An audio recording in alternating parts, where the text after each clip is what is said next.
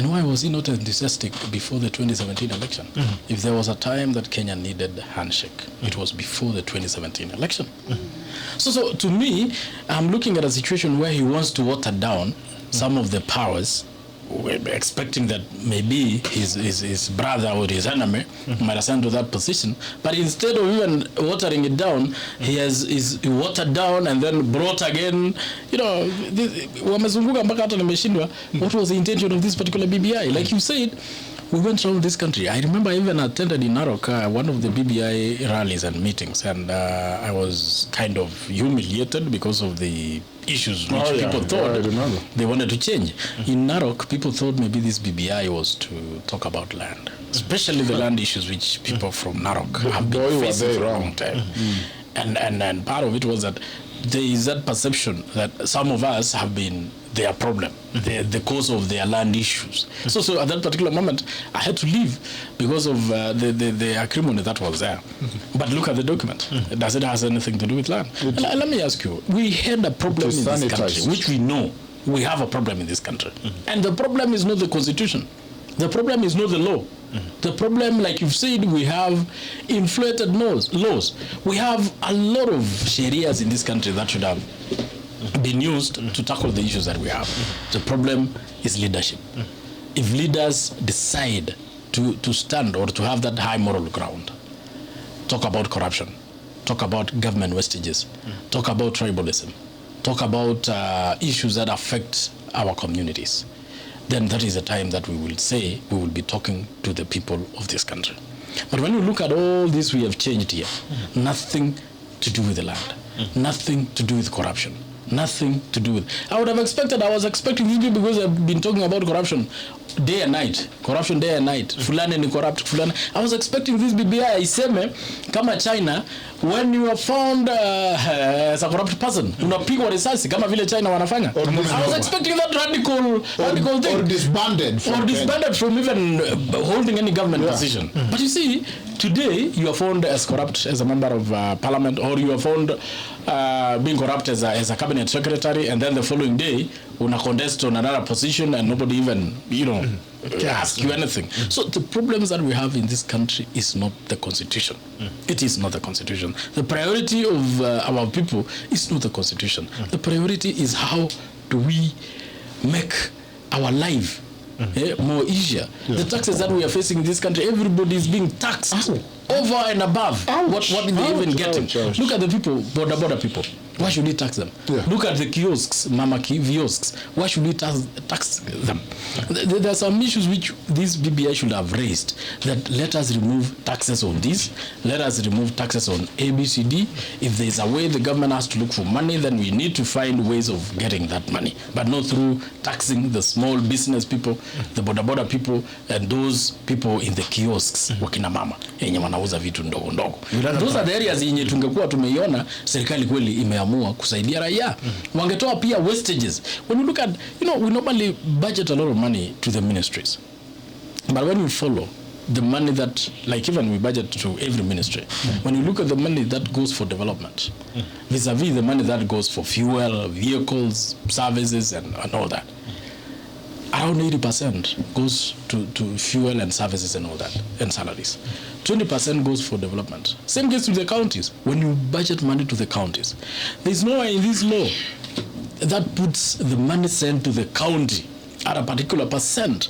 Kama ingesema 70% ya pesa imetumwa county iende kwa development, 30% iende kwa recurrent expenditure. Hapo ndio sasa ungesema at least pesa yenye imeenda county inaenda kufanya kazi. But you see, you are leaving that leverage to the governors. Governor anaweza sema, I'm the chief executive, I know how to do my budget, this is what I spend, how I spend money. We have sent billions and billions of money to the counties, but when you go there and look for the development which has been done by those counties, you can't say null. So what this document should have done is to look at how do we make the money that we send to the counties work. How do we utilize the money that we leave in the national government, especially to the ministries, work? But instead, they are bringing new issues to do with leadership. Everything in this document, minus only a few, and somebody was saying, the few documents that are from the few amendments that are pro Raya are those ones that we can do in Parliament. Those ones that we can legislate, do away with them. Without necessarily going to referendum. The rest, the remainder that are making our people go to the referendum are the leadership positions. Now, whose positions are those? Those are for politicians, not the ordinary wananchi. So in essence, what we are doing, we are changing the law to satisfy our political whims. We are changing the law to satisfy to allow us to ascend to certain positions. We are not changing the law to help the people. And there are so many questions I've asked myself. Why now? Why change the law now? Why not in 2017? Why not in 2020? Why not in 2050? Why change it now? If it was a question of inclusivity, if it was a question of bringing people together, why ilikuwa nini ngumu Raila aite Kalonzo, Mudavadi na rafiki yake Wetangula? Nini ilikuwa ngumu Uhuru Kenyatta atag along William Ruto wakuje in the same table waongee about Kenya? Why is it becoming an exclusive affair ya Uhuru na Raila? Ati ukijaribu hata kuongelelea hiyo ni kama you are intruding on their family affairs. This is not a family document. This is a Kenya document. Usirudia tena Kenya, rudia ukisema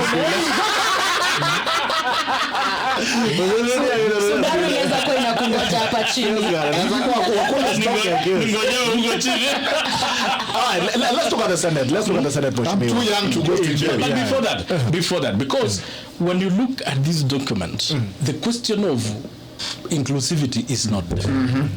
Number two, the question of winner takes it all is now mandatory. It is now mandatory. Winner takes everything. Winner takes everything. Because obviously when you go for an election, you must have a lineup. Mimi nitakuwa rais, huyu ndiye atakuwa naibu yangu, huyu atakuwa my prime minister, huyu atakuwa nini, huyu atakuwa waziri.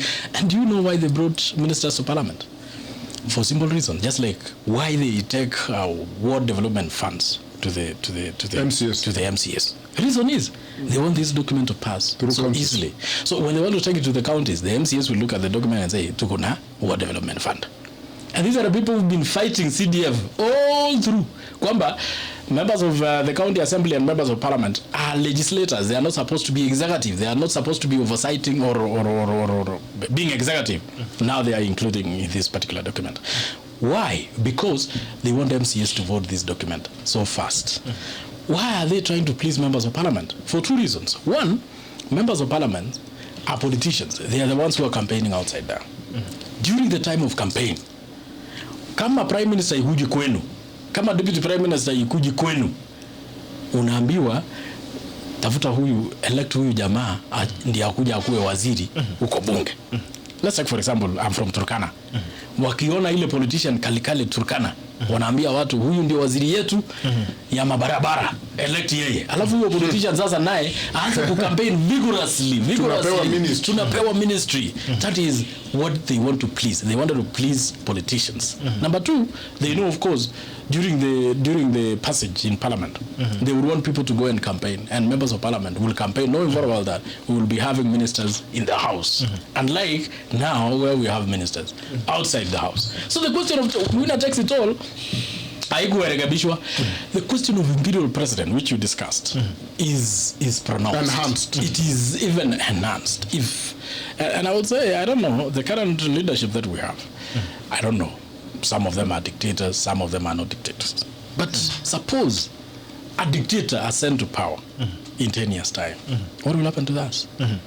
Mtu umeshika umepewa ati Judiciary, which was very independent and autonomous. Umeambiwa sasa kuna mtu anaitwa ombudsman. This is a person who is supposed to be disciplining, including by the CJ. This is a person who is supposed to be, now umeniletea class monitor. Sasa sisi wengine tutakuwa tunafanya nini?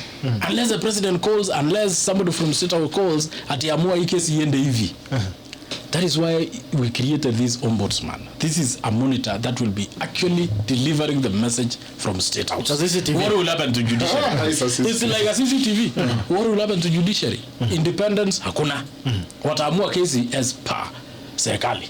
Mtu akishikwa kama mimi, jaji ataambiwa wewe weka hiyo mtu ndani mwaka 10. Unatujua? Na mimi nawekwa ndani mwaka 10. What will I do? because the judge knows very well mimi ninatafutwa kazi. Issue ingine ni police. We had made police autonomous, but we are now muscling it. Tunaleta sasa ile kitu ingine inaitwa commission ya IPOA yenye itakuwa inaita mapolisi, wanaambia nyinyi mlipigiwa simu hamkufanya venye ilitakikana. Why would we do that? IPOA should have been autonomous in a way that it doesn't have even a minister sitting in that particular commission. It should have been a very independent body that deals with issues to do with the police. And then the question of IBC. The question of IBC. The reason why we had a post-election violence in 2007, and people sometimes refer to it as land clashes, 92 land clashes, 91 land clashes. It is never about land clashes. It is never about communities. Because after elections, communities live together. Wanakula shida pamoja. Until another election comes. And this one is about the presidential elections. Because people never fight on parliamentary elections. People never fight on county elections. They always fight on presidential elections. Reason being, hii watu wanasiasa wanakuja wanasema hii kiti ni yetu. Na ukiona watu fulani wanataka kunyang'anya sisi hii kiti. That is when communities rise up and say, let us fight for our man. And that is how people normally go back to post-election violence. The reason why we had the 2007 post-election violence was because of IBC, ECK actually, which actually manhandled the electioneering process. The reason why we also had issues in 2017 was because of IBC, the way they handled the election. Now they are telling us the cure of that particular problem is for the parties to nominate commissioners to that particular commission. Let me ask you a very simple question. You are nominated two from Jubilee, and you nominate two from ODM. Now, when the election comes, when the tallying starts, when the declaration is about to be done, suppose members of Jubilee wameshindwa, do you think the commissioners will sit pretty and say we have accepted the results? We have seen so many occasions in this country where some people wanaenda commissioners, wengine wanaenda kutangaza mambo yao kwingine. This is what is going to happen in Kenya. A declaration is made that certain candidate has won. Kama sio ODM, wale IBC commissioners wenye walichaguliwa na ODM wataenda na some of the commissioners, if they are 6, they will take them, or even if they are 10, they will take some of them. Waende wa declare Capitol Hill kwamba candidate yetu ameshinda. Wale wa Jubilee watashika pia some of the commissioners, waende watangaze kwingine kwamba candidate yetu ameshinda. Why should we bring even parties on this particular issue? We are not competing as parties.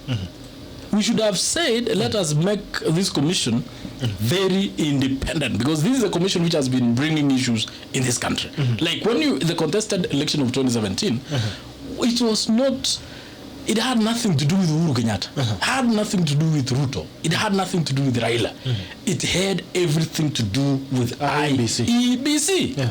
And the problem, I once had an opportunity as a member of Justice and Legal Affairs. Unfortunately, I was removed because I was not loyal to KANU. I went to South Africa as one of the, how do you call those people who go and monitor the elections? Observers. As one of the observers. And let me tell you, in South Africa, the ballot boxes are just boxes. Boxes ile ya duka tu unatoa masabuni, alafu unakuja unaiunganisha ndio ikuwe ballot box. You know why? Because they have realized elections are not stolen at the ballot box.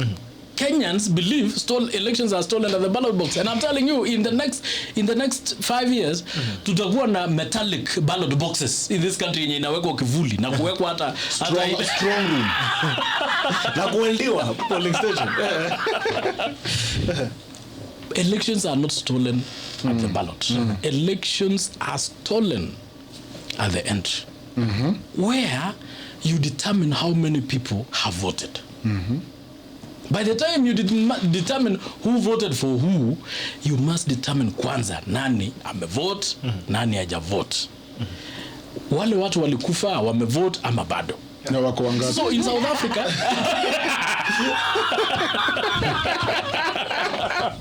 Hata wale wamekufa lazima ujue kama mpiga kura wameamka wamepiga kura. Tunaongeleleanga ghost workers, kumbe kuna ghost voters. And that is what we have in this country. We live in our living dead. We believe in our living dead. Imagine. So when you open the servers, you know, it's There's nothing there. There's nothing there. Yeah. In South Africa, you have a voter's card is like this ATM card. And you see this whatever hii kitu yenye unafinya hizi biometric whatever. It's just like ile ya kuswipe kwa ATM, sio kwa ATM, kwa supermarkets. Si kuna ile kitu una swipe alafu unaenda tu nini unaweka pin alafu inaonyesha umelipa pesa. That is what they have in South Africa. Alafu it is attached, it's a small equipment which is attached to a charger yenye iwezi isha moto kwa sababu unatembea nayo. So mtu anaingia tu kwa mlango, una swipe kadi yako, unaambia wewe uvote hapa, toka nje. Una swipe, yes, una vote hapa. Ukiswipe wewe umevote. Hiyo huduma itafanya hiyo huduma namba. Huduma nini? What are you telling us about huduma number? Huduma number is just another. It's fraud. Let me tell you, why is it that tukiambia IBC wanunue equipment? I used to sit in that Justice and Legal Affairs Committee, and we used to summon wakina commissioners, and we would ask them, what is the problem? Hii mambo ya kuprocure easy equipments, why is it taking such a, why is it so expensive? And then when you bring them tunaambiwa imefanya kazi mpaka saa 4 imefail. Why? Na tulienda na wakina Hassan South Africa. Mimi tulirudi nikamuuliza Hassan, uliona in South Africa what they were using? Hiyo kitu huwezi kufa. Hiyo kitu ukienda supermarket saa hii kuswipe hiyo card, hata watu 10,000 wakiswipe itakufa. Huwezi kufa. You only need to charge it and recharge it and recharge it and recharge it, or put it even on a permanent charger. Unacheza na Wakenya. Kenya Power watatuzimia stima bana wewe.